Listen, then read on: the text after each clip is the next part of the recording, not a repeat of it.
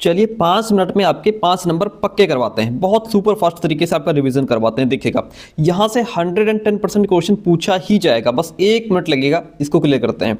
नर्मदा नदी, कई लाख वर्ष पहले से लोग इस नदी के तट पर रह रहे हैं। किस नदी के तट पर? नर्मदा नदी। यहाँ रहने वाले आरंभिक लोगों में से कुछ कुशल संग्राहक थे। कई बार यहाँ से क्वेश्चन पूछता है। ये क्या थे? ये कुशल संग्राहक थे, चीजों को कलेक्ट करके रखते थे, जो आसपास के जंगलों की विशाल संपदा से परिचित थे। अपने भोजन के लिए यहाँ से क्वेश्चन पूछता है कि अपने भोजन के लिए क्या संग्रह किया करते थे, तो ये अपने भोजन के लिए जड़ों, फलों और जंगल के जो बाकी प्रोडक्ट होते थे, उत्पाद होते थे, उसका यहीं से संग्रह किया करते थे। किसकी बात हो रही है? नर्मदा नदी की बात हो रही है। वे जानवरों का आखेट यानी कि शिकार भी किया करते थे। अब देखिए उत्तर पश्चिम की सुलेमान और किरथर पहाड़ियां देखो। उत्तर पश्चिम की सुलेमान और किरथर पहाड़ियों से कितनी बार क्वेश्चन रिपीट हुआ है। ये कुछ ऐसे क्षेत्र हैं, स्थान हैं, जहां लगभग 8000 वर्ष पहले स्त्री पुरुषों ने सबसे पहले गेहूं और जौ जैसी फसलों को उपजाना शुरू किया था। स्त्री पुरुषों ने सबसे पहले गेहूं, जौ जैसी फसल का उपजाना कहां शुरू किया? सुलेमान और किरथर पहाड़ियों में। उन्होंने क्या किस जानवर को पालतू पशु बनाया? उन्होंने भेड़, बकरी और गाय, बैल जैसे पशुओं को पालतू बनाना शुरू किया था। कहां की बात हो रही है? सुलेमान और किरथर पहाड़ियों की बात हो रही है।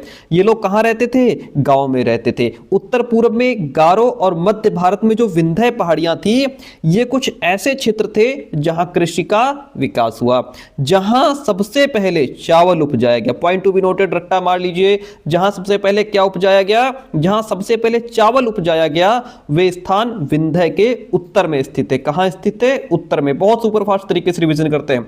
अगला पॉइंट कहता है सहायक नदियां क्या होती हैं? मैंने पहले भी बताया था, सहायक नदियां उन्हें कहते हैं जो एक बड़ी नदी में मिल जाती हैं। भाई एक बड़ी नदी आ रही है, एक छोटी नदी इधर से आकर इसमें मिल गई, तो ये जो छोटी नदी है ना, ये इसकी सहायक नदी हो गई। ठीक है, सहायक नदियां उन्हें कहते हैं जो एक बड़ी नदी में मिल जाती हैं। लगभग 4700 वर्ष पूर्व इन्हीं नदियों के किनारे कुछ आरंभिक नगर फले फूले। गंगा और इसकी सहायक नदियों के किनारे तथा समुद्र तटवर्ती इलाकों में नगरों का विकास कब हुआ था? लगभग 2500 वर्ष पहले। कब हुआ था? लगभग 2500 वर्ष पहले।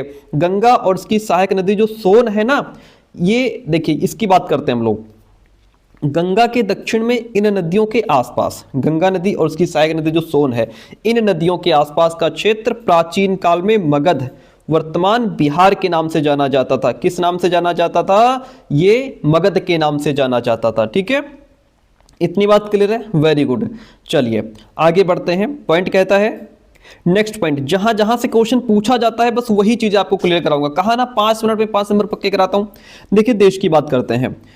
अपने देश के लिए हम अक्सर इंडिया और भारत जैसे नामों का प्रयोग करते हैं। ठीक है, इंडिया शब्द इंडस से निकला है। सर किससे निकला है? इंडिया शब्द इंडस से निकला है, जिसे संस्कृत में सिंधु कहा जाता है।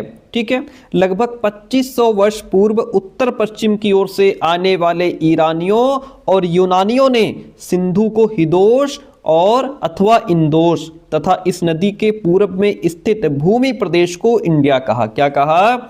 उत्तर पश्चिम की ओर से आने वाले कौन? ईरानी और यूनानी। इन्होंने सिंधु को हिदोश, किसको? सिंधु को हिदोश अथवा इंदोश, और इस नदी के पूर्व में स्थित भूमि प्रदेश को इंडिया कहा। भरत नाम का प्रयोग उत्तर पश्चिम में रहने वाले लोगों के एक समूह के लिए किया जाता था। ध्यान रखिएगा, यहां से क्वेश्चन पूछा गया है। भरत नाम का प्रयोग किसके लिए होता था? उत्तर पश्चिम में रहने वाले लोगों का एक ग्रुप था, उसके लिए भरत नाम का प्रयोग होता था।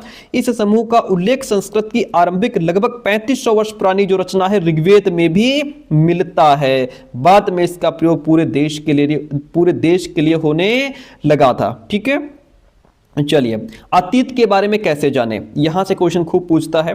देखिए पांडुलिपियां क्या होती हैं, या फिर इन्हें पांडुलिपि क्यों कहते हैं? क्योंकि ये पुस्तकें हाथ से लिखी होने के कारण पांडुलिपि कही जाती हैं। क्यों हम इनको पांडुलिपि क्यों कहते हैं? ये पुस्तकें हाथ से लिखी होने की वजह से पांडुलिपि कही जाती हैं। अंग्रेजी में पांडुलिपि के लिए प्रयोग होने वाला मैन्युस्क्रिप्ट शब्द लैटिन शब्द मेनू, जिसका अर्थ होता है हाथ है। ठीक है, मैन्युस्क्रिप्ट शब्द लैटिन शब्द मेनू, जिसका अर्थ हाथ है, से निकला है। ये पांडुलिपियां अक्सर ताड़पत्रों अथवा हिमालय क्षेत्र में उगने वाले भुर्ज नामक पेड़ की छाल से विशेष तरीके से तैयार भोजपत्र पर लिखी मिलती हैं। भुर्ज नामक पेड़ की छाल से विशेष तरीके से तैयार जो भोजपत्र होता है उस पर लिखी हुई हमको मिलती हैं। इतनी बात क्लियर है? Very good. चलिए, अक्सर ये पांडुलिपियां मंदिरों और विहारों से प्राप्त होती हैं। इन पुस्तकों में धार्मिक मान्यताओं और व्यवहारों, राजाओं के जीवन, औषधियों तथा विज्ञान आदि सभी प्रकार के विषयों की चर्चा इसमें मिलती है। ठीक है, इनके अतिरिक्त हमारे यहाँ महाकाव्य, कविताएं, नाटक भी हैं। इनमें से कई संस्कृत में लिखे हुए मिलते हैं, जबकि अन्य प्राकृत और तमिल में। प्राकृत भाषा का प्रयोग आम लोग करते थे। प्राकृत भाषा का प्रयोग कौन करते थे? आम लोग करते थे। ठीक है, आगे बढ़िए। फिर पॉइंट कहता है, चलिए देखिएगा, अगला पॉइंट कहता है, अब आपसे यहां से क्वेश्चन पूछता है कि लगभग 2250 वर्ष पुराना अभिलेख कहां से प्राप्त हुआ था? तो 2250 वर्ष पुराना अभिलेख वर्तमान अफगानिस्तान के कंधार से प्राप्त हुआ है। ठीक है, यह अभिलेख अशोक नामक शासक के आदेश पर उत्कीर्ण करवाया गया था। किसके जो है कि आदेश पर उत्कीर्ण करवाया गया? अशोक नाम का जो शासक था उसके आदेश पर यह उत्कीर्ण करवाया गया था। ठीक है, और यहाँ पे देखिए, ये जो अभिलेख है इस क्षेत्र में प्रयुक्त होने वाली यूनानी और अरामेइक नामक दो भिन्न लिपियों भाषाओं में, आपसे क्वेश्चन पूछ लेता है किस भाषाओं में है? तो यूनानी और अरामेइक नामक दो भिन्न अलग अलग प्रकार की लिपियां थी और भाषाएं, उनमें ये उकेरा गया था। ठीक है, इतनी बात क्लियर है। अच्छा, पुरातत्वविद देखिए किसको कहते हैं? कई वस्तुएं अतीत में बनी और प्रयोग में लाई जाती थी। ऐसी वस्तुओं का अध्ययन करने वाला व्यक्ति पुरातत्वविद कहलाता था। क्या कहलाता था? पुरातत्वविद। पुरातत्वविद जो है ये पत्थर और ईंट से बनी इमारतों के अवशेषों, चित्रों और मूर्तियों का अध्ययन करते हैं। ठीक है, ध्यान रखिएगा कि किसका अध्ययन करते हैं? इन सब चीजों का अध्ययन करते हैं। वे औजारों, हथियारों, बर्तन, आभूषण और सिक्कों की प्राप्ति के लिए छानबीन, खुदाई भी करते हैं। इनमें से कुछ वस्तुएं पत्थर, पकी मिट्टी, कुछ धातु की बनी हो सकती हैं। ऐसे तत्व कठोर, जल्दी नष्ट न होने वाले होते हैं। अच्छा, पुरातत्वविद जानवरों, चिड़ियों, मछलियों की हड्डियां ढूंढते हैं। यहां से क्वेश्चन आपने देखा भी होगा, मिला है हम लोगों को। पुरातत्वविद जानवरों, चिड़ियों, मछलियों की हड्डियां ढूंढते हैं। इससे उन्हें ये जानने में हेल्प मिलती है कि अतीत में लोग क्या खाते थे, आखिर लोग पहले खाते क्या थे। यहाँ पे देखिए बाएं तरफ क्या है? प्राचीन नगर से प्राप्त एक पात्र है, एक बर्तन है। इस तरह के पात्रों का प्रयोग 4700 वर्ष पहले होता था। दाहिनी तरफ देखिए, ये चांदी का सिक्का है। इस तरह के सिक्कों का प्रयोग लगभग 2500 साल पहले होता था। ठीक है, चलिए आगे बढ़ते हैं। देखिए पॉइंट कहता है कि आज अंडमान द्वीप के अधिकांश लोग अपना भोजन मछलियां पकड़कर, शिकार करके और फल फूल के संग्रह द्वारा प्राप्त करते हैं। इसके विपरीत शहरों में रहने वाले लोग खाद्य आपूर्ति के लिए अन्य व्यक्तियों पर निर्भर करते हैं। इस तरह के भेद अतीत में भी विद्यमान थे, पास्ट में भी इस तरह की डिफरेंसेस देखने को मिलते थे। तिथियों का मतलब क्या होता है? यहां से भी क्वेश्चन पूछ लेता है। देखिएगा, वर्ष की जो गणना है वो ईसाई धर्म प्रवर्तक ईसा मसीह के जन्म की तिथि से की जाती थी। 2000 वर्ष कहने का तात्पर्य ईसा मसीह के जन्म के 2000 वर्ष के बाद से है।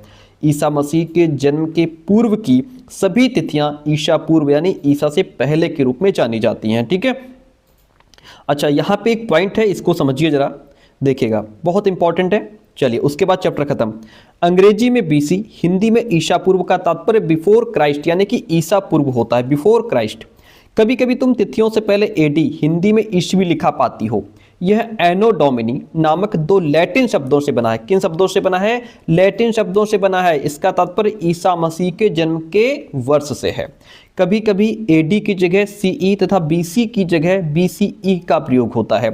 सीई अक्षरों का प्रयोग कॉमन एरा, सीई का प्रयोग कॉमन एरा तथा बीसीई बिफोर कॉमन एरा के लिए होता है। हम इन शब्दों का प्रयोग इसलिए करते हैं क्योंकि विश्व के अधिकांश देशों में अब इस कैलेंडर का प्रयोग सामान्य हो गया है। भारत में तिथियों के इस रूप का प्रयोग लगभग 200 वर्ष पहले आरंभ हुआ था। कभी कभी अंग्रेजी के बीपी अक्षरों का प्रयोग होता है, जिसका मतलब बिफोर प्रेजेंट यानी कि वर्तमान से पहले।